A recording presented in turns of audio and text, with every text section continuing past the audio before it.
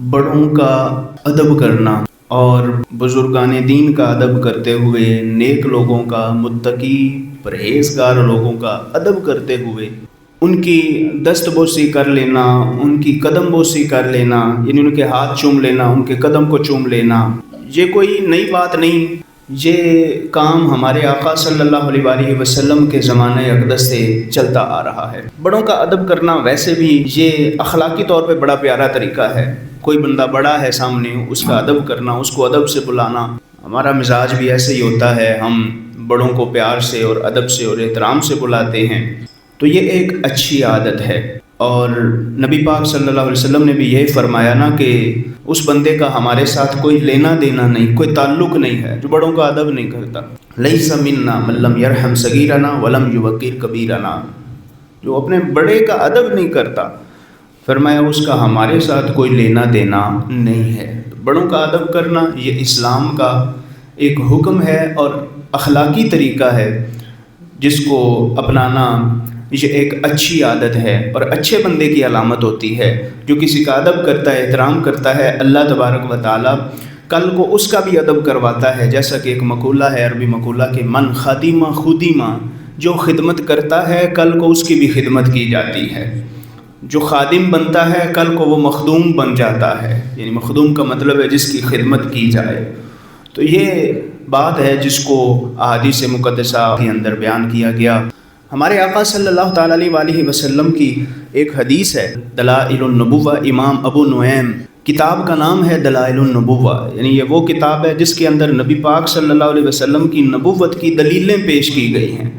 حضور نبی ہیں، حضور نبی ہیں، تو سرکار کی نبوت کی دلیلیں کہ سرکار نبی ہیں، حضور کی نبوت پر یہ بھی دلیل ہے، حضور کی نبوت پر یہ بھی دلیل ہے، یہ بھی نشانی ہے اس بات کی کہ سرکار نبی ہیں، یہ بھی علامت ہے اس بات کی کہ سرکار نبی ہیں۔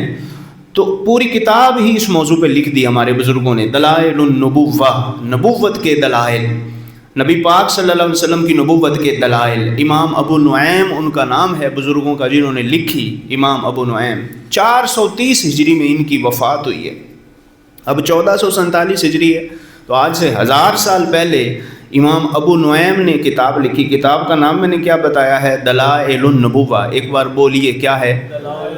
دلائل النبوہ۔ تو اس کتاب کے اندر اس روایت کو لکھا اور اس کی سند صحیح ہے، جس کو امام ملا علی قاری نے بھی صحیح قرار دیا اور صاحب نسیم الریاض علامہ خفاجی نے بھی صحیح قرار دیا۔ وہ ہے کیا؟ حضرت انس بن مالک بیان کرتے ہیں کہ نبی پاک صلی اللہ تعالیٰ علیہ وآلہ وسلم صحابہ کرام کے ایک باغ میں داخل ہوئے۔ ایک باغ تھا انصار صحابہ کا، ان کے ایک باغ میں حضور صلی اللہ علیہ وسلم تشریف لے گئے۔ وَمَعَهُ ابو بکر وعمر، قربان جائیں صحابہ کے بیان کرنے پر، وہ صرف یہ نہیں بیان کرتے حضور گئے، فرمایا ساتھ حضرت ابو بکر صدیق بھی تھے، حضرت عمر فاروق بھی تھے، ساتھ ساتھ تھے نا۔ نبی پاک صلی اللہ علیہ وآلہ وسلم جب بھی کہیں جاتے تھے تو حضرت ابو بکر کو ساتھ لے جاتے، حضرت عمر کو ساتھ لے جاتے، کہیں سے آتے تھے تو یہ دونوں ساتھ ہوتے تھے، کوئی کام کرتے تھے تو اکثر کاموں میں حضور علیہ السلام کے ساتھ ان دونوں ہستیوں کا اشتراک ہوتا تھا، اکثر اس کام میں یہ دو ہستیاں بھی شامل ہوتی تھیں۔ جیسا کہ حضرت سیدنا عمر فاروق رضی اللہ تعالیٰ عنہ کی وفات ہوئی نا، تو آپ کا جو جسم مبارک ہے یہ چارپائی پہ پڑا ہوا تھا، تو حضرت سیدنا مولا علی رضی اللہ تعالیٰ عنہ آپ کہنے لگے کہ مجھے یہی یقین تھا کہ اللہ تعالیٰ آپ کو آپ کے دونوں یاروں کے ساتھ ملا دے گا۔ حضرت عمر سے کہنے لگے کیونکہ میں نے اکثر حضور کو یہ فرماتے ہوئے سنا، خرجت انا و ابو بکر و عمر، دخلت انا و ابو بکر و عمر، کہ میں ابو بکر اور عمر گئے، میں ابو بکر اور عمر آئے، میں ابو بکر اور عمر داخل ہوئے۔ حضرت مولا علی کہتے ہیں میں اکثر یہی بات سنتا تھا نبی پاک صلی اللہ علیہ وسلم کی زبان اقدس سے، تو یہاں بھی مجھے یہ یقین تھا کہ جہاں حضور کا مزار اقدس ہوگا سیدنا صدیق کا بھی وہیں ہوگا، سیدنا عمر کا بھی وہیں ہوگا۔ سبحان اللہ۔ تو ادھر بھی وہی نشانی ہے نا، وہی علامت ہے، وہی بات ہے کہ بیان کرتے ہیں حضرت انس بن مالک، اور کیا بیان کر رہے ہیں؟ کہتے ہیں کہ سرکار گئے وہاں پہ باغ میں، اور باغ میں ساتھ کون تھے؟ حضرت ابو بکر اور حضرت عمر رضی اللہ تعالیٰ عنہ، یہ دونوں ساتھ ساتھ تھے، اور بھی صحابہ تھے، فی رجال من الانصار، اور بھی کئی صحابہ کرام تھے لیکن ان کا خاص ذکر کر دیا. فرمایا اور تھے پر حضرت ابو بکر اور عمر کا خاص ذکر کر دیا کہ یہ بات ذہن میں رکھنا کہ یہ ہمیشہ حضور کے ساتھ ہوا کرتے تھے. وفی الحائط غنم، باغ میں جب سرکار داخل ہوئے نا تو باغ میں بکریاں پھر رہی تھی، کافی ساری باغ میں بکریاں پھر رہی تھی. ان بکریوں نے جب محبوب صلی اللہ علیہ وآلہ وسلم کو دیکھا تو کہتے ہیں فسجدن لہو، دوسری روایت میں فسجدت لرسول اللہ صلی اللہ علیہ وسلم، ان بکریوں نے حضور علیہ السلام کو سجدہ کر دیا. ساری بکریوں نے حضور پاک کو سجدہ کر دیا، جیسے ہم سجدہ کرتے ہیں نا رب کو، بکریوں نے سجدہ کس کو کیا؟ نبی پاک صلی اللہ علیہ وآلہ وسلم کو. بکریوں جانوروں عقل کوئی نہیں مگر سرکار نو سجدہ پھر بھی کر رہی ہیں. تو یہ اللہ تبارک و تعالیٰ نے شعور اتنا تو انہیں بھی عطا فرمایا ہے کہ یہ کون ہے، سمجھ رکھنی ہے، دماغ رکھنا ہے. ذرا اور کہیں تمہیں سمجھ آئے یا نہ آئے لیکن یہاں تم نے حاضر دماغی کو اختیار کرنا ہے کہ یہ میرے محبوب صلی اللہ تعالیٰ علیہ وآلہ وسلم ہے. تو بکریوں نے جب سرکار کو دیکھا نا تو حضور صلی اللہ علیہ وآلہ وسلم کو سجدہ کر دیا. جب یہ منظر دیکھا اور یہ کام ہوا نا تو سرکار صلی اللہ علیہ وسلم کی بارگاہ میں صحابہ کرام بول پڑے. انہوں نے کہا حضور یہ بات تو نہیں نا. حضرت ابو بکر صدیق بولے. فقال ابو بکر، حدیث میں الفاظ ہیں کہ حضرت ابو بکر صدیق بول پڑے، کہنے لگے یا رسول اللہ صلی اللہ علیہ وسلم کننا نحن احق بالسجود لک من هذه الغنم. سرکار یہ بکریاں سجدہ کر رہی ہیں، اے جڑے جانور تانوں سجدہ کر رہے ہیں، جانوراں نالوں زیادہ ساڈا حق ہے، اسی تواڈے صحابہ ہاں، ساڈا حق ہے اسی تانوں سجدہ کریے، ساڈا زیادہ حق ہے. نحن احق، ہمارا زیادہ حق ہے حضور، ہم آپ کے امتی ہیں، ہم آپ کے غلام ہیں. یہ تو جانور ہیں نا، انہوں نے کون سا قیامت والے دن جواب دینا ہے، مگر ہم تو آپ کے غلام ہیں. ہمارے تو نامہ اعمال میں یہ بات بھی لکھی جائے گی کہ ہم نے اپنے محبوب کی عزت کتنی کی ہے، توقیر کتنی کی ہے، تعظیم کتنی کی ہے. تو سرکار حق زیادہ ساڈا ہے، اسی تانوں سجدہ کرنا ہے. جانور سجدہ کر رہے ہیں ٹھیک ہے پر ساڈا زیادہ حق ہے. سرکار دو عالم صلی اللہ علیہ وسلم نے ارشاد فرمایا انہ لا ينبغی فی امتی ان یسجد احد لاحد. فرمایا میری امت میں کسی انسان کو اجازت نہیں کہ وہ کسی دوسرے انسان کو سجدہ کرے. تو اس اعتبار سے فرمایا چونکہ میں بھی انسان ہوں، اس اعتبار سے کہ میں اللہ کی مخلوق ہوں اور میں بھی انسان ہوں. فرمایا حق نہیں ہے، جائز نہیں ہے، اجازت نہیں اللہ کی طرف سے میری امت میں کسی بھی انسان کو کہ وہ انسان دوسرے انسان کو سجدہ کرے. اور فرمایا لیکن ولو کان ینبغی ان یسجد احد لاحد. فرمایا اگر اللہ کی طرف سے اس امت میں سجدے کی اجازت ہوتی کہ اللہ کے علاوہ کسی اور کو بھی سجدہ ہو سکتا ہے تو فرمایا اور کسی کے لیے اجازت ملتی یا نہ ملتی لیکن عورت کو حکم ضرور ہوتا کہ اپنے شوہر کو سجدہ کرنا ہے.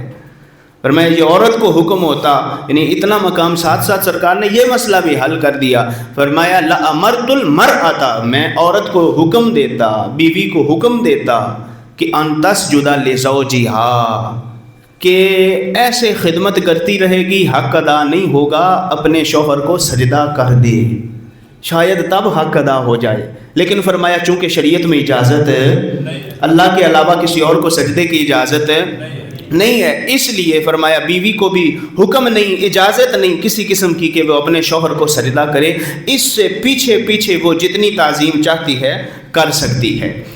تو یہاں یہ مسئلہ بھی حل کیا اور ساتھ سرکار نے حضرت ابو بکر صدیق کو بھی بتایا کہ اے ابو بکر سجدہ صرف رب کا حق ہے. سجدہ وہ حق کس کا ہے؟ رب کا ہے. آج بھی اگر کوئی بندہ کسی مزار تے سجدہ کرے، کسی پیر نو سجدہ کرے، کسی عالم نو سجدہ کرے، کسی وڈے وڈیرے نو سجدہ کرے، حرام ہے، جائز نہیں. اسلام میں اس کی اجازت، اہل سنت میں اس کی اجازت. یہ ہمارا طریقہ، امام احمد رضا بریلوی کا طریقہ، سنیوں کا طریقہ، ادب والوں کا طریقہ. ادب والوں کا طریقہ ہے ادب کرنا، لیکن اس ادب میں آپ اعلیٰ درجے تک جائیں، حد درجے تک جائیں، ادب کریں، دست بوسی کریں، قدم بوسی بھی کریں، قدم کو بھی چوم سکتے ہیں، ہاتھ کو بھی چوم سکتے ہیں، لیکن سجدہ کرنے کی اجازت نہیں ہے. اگر کوئی سجدہ کرے گا ہم اسے بھی منع کریں گے، اور اگر کوئی ہاتھ چومنے یا قدم چومنے سے روکے گا ہم اسے بھی منع کریں گے کہ شریعت میں نہ ہم حادثے بڑھنے دیتے ہیں نہ حادثے کسی کو پیچھے رہنے دیتے ہیں. جس کی اجازت ہے اگر کوئی کرتا ہے تو تمہیں اس سے کیا مسئلہ ہو رہا. تو یہ شریعت، یہ حضور صلی اللہ علیہ وسلم کی شریعت کا خوبصورت گلدستہ ہے جو ہمارے آقا صلی اللہ تعالیٰ علیہ وسلم نے ہمیں حکم ارشاد فرمایا اور ہمارے سامنے یوں پیش فرمایا ہے. تو اس حدیث سے کئی مسئلے ہمارے حل ہو گئے. ایک تو شوہر کی شان بیان ہوئی، اور دوسرا اس میں ایک اہم بات کہ سجدہ غیر اللہ کو نہیں کیا جائے گا. اور تیسری بڑی اہم بات وہ یہ ثابت ہوئی کہ صحابہ کرام حضور کی تعظیم بڑی کرتے تھے، حتیٰ کہ انہوں نے سجدے کی اجازت بھی مانگ لی تھی. آج اگر ہم سرکار کو سجدہ کرتے تب مل جاتی اجازت، اور آج سجدہ کرتے سرکار کو تو یہ ایک اور ہی نظارہ ہوتا، اور اس سے پھر کیسے روکا جاتا. لیکن بات یہ ہے کہ آخر اسلام ہے، شریعت ہے، کچھ حدیں ہیں جن کو سرکار دو عالم صلی اللہ علیہ وسلم نے بیان فرمایا، اس لیے اس حد میں رہنا بھی فرض ہے، حکم ہے، اس پر عمل کرنا بھی بہت ضروری ہے. اب یہ ہے ادب، یہ ہے تعظیم، بڑوں کا ادب کرنا، بڑوں کی. یہ سرکار سے یہ سلسلہ شروع ہوا، صحابہ کرام رضی اللہ تعالی عنہم اجمعین، ان سے پھر آگے چلتا ہوا ہم تک پہنچا ہے. ایک اور حدیث ہے اس میں یہ مسئلہ مزید واضح ہوتا ہے، جو میں نے کہا نا کہ یہ قدم بوسی، دست بوسی، اس مسئلے کی طرف ذرا اب تفصیل سے ہم آتے ہیں. بعض لوگ اس میں بھی بڑے شکوک و شبہات رکھتے ہیں نا کہ اس کی اجازت نہیں ہونی چاہیے. تو حدیث پاک ہے، مسند بزار ہے، اس کے اندر ایک یہ حدیث موجود ہے. امام حاکم کی مستدرک کے اندر یہ حدیث موجود ہے. دلائل النبوہ ابو نعیم اصفہانی کی، اس کے اندر یہ حدیث موجود ہے. اور امام فقیہ ابو اللیث ان کی کتاب تنبیہ الغافلین کے اندر یہ حدیث پاک موجود ہے.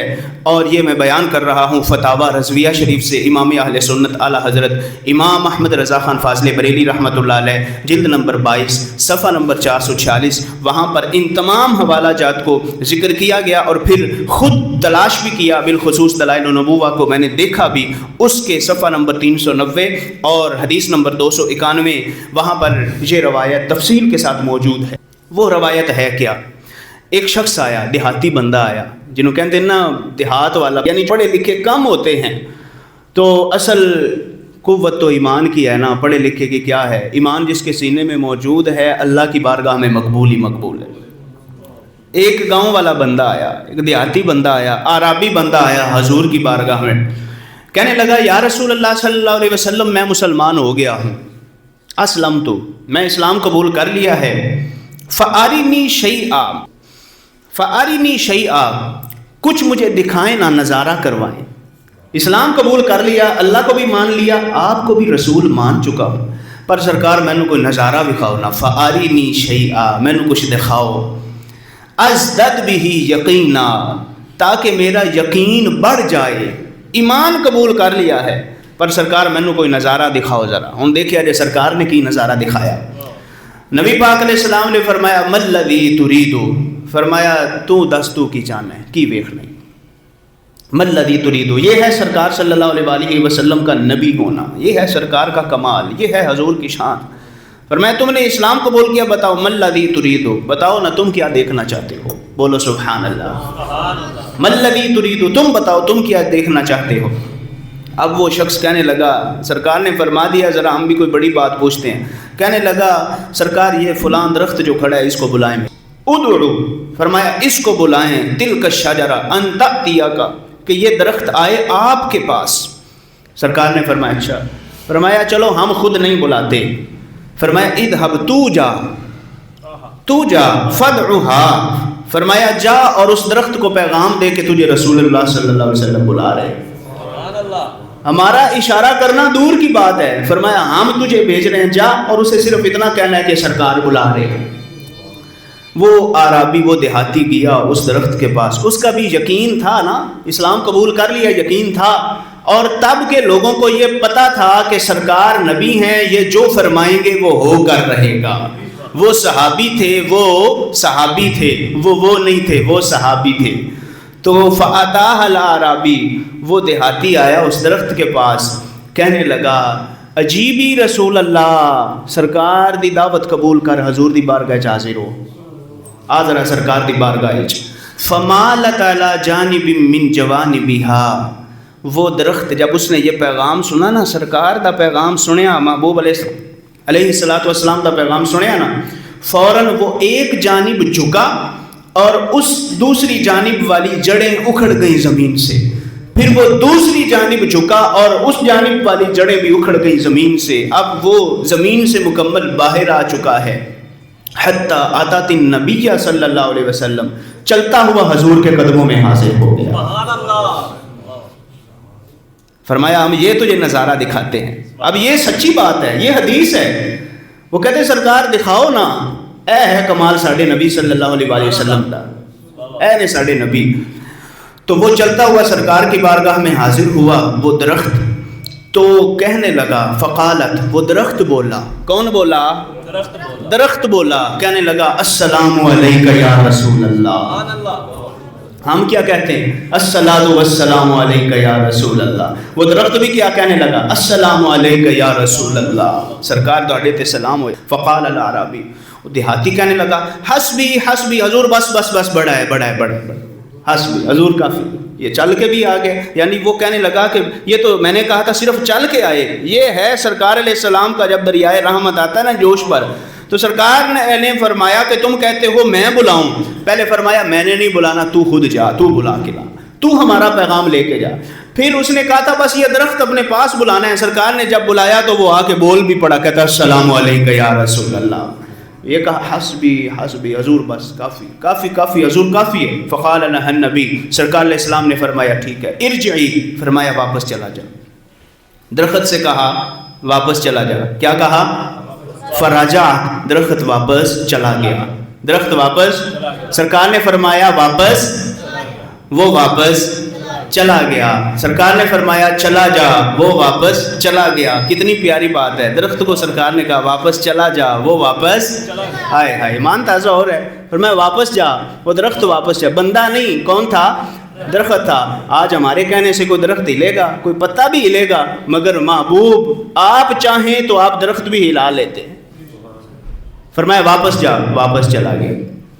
جب واپس چلا گیا فجالست علی عروقها وفروعها، جا کے اپنی جگہ بالکل فٹ ہو کے وہاں پہ جم گیا، جہاں سے آیا تھا وہیں چلا گیا۔ فقال الاعرابی، اب وہ دیہاتی بندہ بولا، کہنے لگا اذن لی یا رسول اللہ ان اقبل رأسک ورجلیک، سرکار مینو اجازت دیو میں تہاڈا سر مبارک دا بھی بوسہ لینا چاہنا، تہاڈے قدماں نو بھی چومنا چاہنا۔ سبحان اللہ۔ سرکار نبی ہے نا، سرکار نبی ہیں، حضور میں آپ کے سر کا بھی بوسہ لینا چاہتا ہوں، میں آپ کے قدموں کا بھی بوسہ لینا چاہتا ہوں۔ تو سرکار علیہ السلام نے اجازت عطا فرما دی، اجازت عطا فرما دی۔ ففعل، اس بندے نے یہ کام کیا، اس نے سرکار کے سر مبارک کو بھی چوما، سرکار کے قدموں کو بھی چوما۔ بعض لوگ کہتے ہیں کہ قدموں کو چومنا ہے نا تو سجدے کی حالت میں نہیں ہونا، ایسا نہ ہو کہ آپ کا سر جھکے، قدم کو چوم لیں لیکن تمہارا سر نہیں جھکنا چاہیے۔ تو ہم کہتے ہیں کہ پھر سامنے والے کے قدم کو اوپر اٹھا کے آپ نے اس کا قدم چومنا ہے۔ جب قدم چومنا ہے تو سر تو جھکانا پڑے گا، قدم چومنا ہے تو خود تو جھکنا پڑے گا۔ تو بات قدم بوسی کی ہو رہی ہے، اگر قدم بوسی کے لیے جھکنا، دیکھو ایک بات ہے جھکنا، اے مسئلہ بھی ذہن وچ رکھو، کسی عام بندے کے سامنے جھکنا، صرف جھکنا فی نفسی ہی، یہ جائز نہیں ہے، بلا وجہ جھک جانا۔ ہاں اگر آپ اس کا ہاتھ چومنے کے لیے جھکتے ہیں تو ہاتھ چومنے کے لیے تو سر جھکانا پڑے گا، اگر آپ قدم چومنے کے لیے جھکتے ہیں تو قدم چومنے کے لیے بھی سر جھکانا پڑے گا، نیچے جھکنا پڑے گا، اس کی اجازت ہے۔ مگر صرف اور صرف جھکنا، اس سے ہماری شریعت منع کرتی ہے کہ کسی بھی غیر کے سامنے جھکنا، سر کو جھکانا بلا وجہ، ایک ہے ادب سے کھڑا ہونا، ایک ہے کمر سمیت یوں جھک جانا کمر سمیت، اس کی اجازت نہیں ہے۔ مسئلہ سمجھ میں آ گیا؟ تو ہاتھ کو چومنا جائز ہے، ہاتھ چومنا، قدم کو چومنا جائز ہے۔ تو یہاں پہ سرکار نے اجازت دی تو اس صحابی نے، وہ صحابی رضی اللہ تعالی عنہ، وہ تھے تو دیہاتی مگر ہیں تو صحابی نا، وہ لاکھوں ولیوں سے بڑا درجہ رکھتے ہیں۔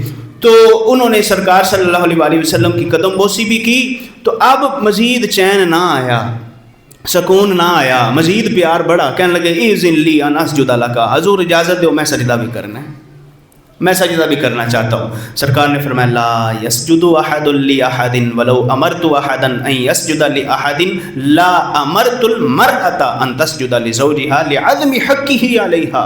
یہ الفاظ یہاں پہ اضافی ہیں۔ فرمایا کسی انسان کو دوسرے انسان کے سامنے سجدہ کرنے کی اجازت نہیں ہے۔ اگر میں اس کا حکم دیتا تو بیوی کو حکم دیتا کہ اپنے شوہر کو سجدہ کرو، کیوں؟ لعدم حقہ علیہا، کیونکہ شوہر کی شان بڑی ہے۔